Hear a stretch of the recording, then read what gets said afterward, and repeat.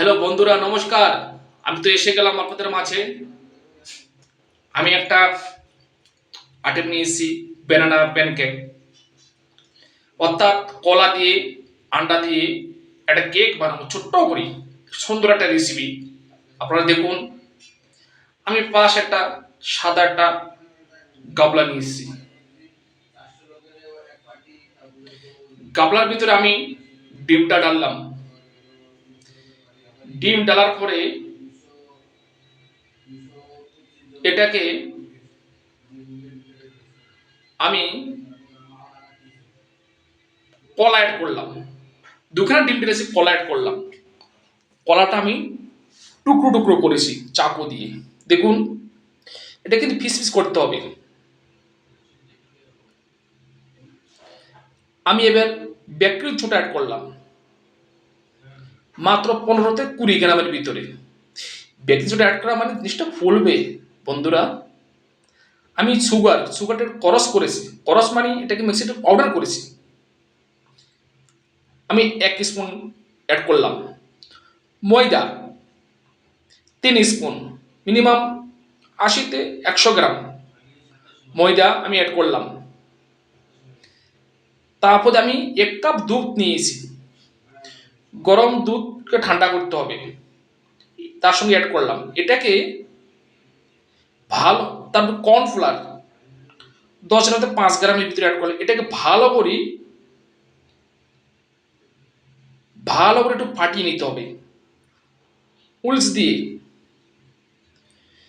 না হলে মিক্সিতে একটু পেস্ট করে নিতে হবে। তো বন্ধুরা, আমি এখন ফ্রাই প্যান নিয়ে এসেছিলাম। ফ্রাই প্যানের তেলটা ঢাললাম। তেল ঢালার পরে এটা ভালো করে কাপড়া দিয়ে, সাদা কাপড়া দিয়ে একটু পরিষ্কার করে নিয়েছি, কেননা কোনো নোংরা যেন না থাকে।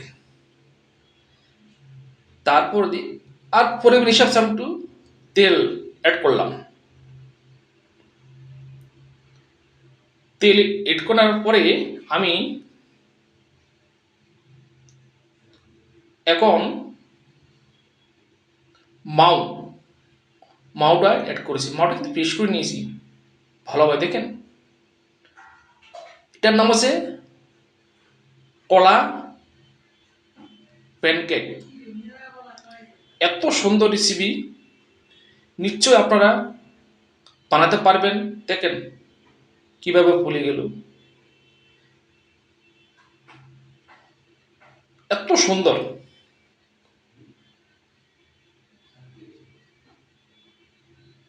মাত্র 5 মিনিটের ভিতর কাম। এই 5 মিনিটে আপনারা অবশ্যই বানাতে পারবেন সুন্দর রেসিপি। তো অবশ্যই ভালো লাগবে। আমি এখন এটাকে থালে সাজিয়ে রাখবো। ঠিক আছে, থালি ফ্রাই প্যানটা ভালো করে হিট করি, ঠান্ডা করতে হবে। তারপর দিয়ে আপনি মাউটা ঢালতে হবে, কেননা নয়তো লেগে যাবে। একটু একটু ব্রাউন হবে। দেখেন কালারটা, দেখেছেন সুন্দর। আমি এখন পরিবেশন করব। এত সুন্দর, সাথে হানি হানি ব্যানানা কেকের সাথে কম্পালসরি।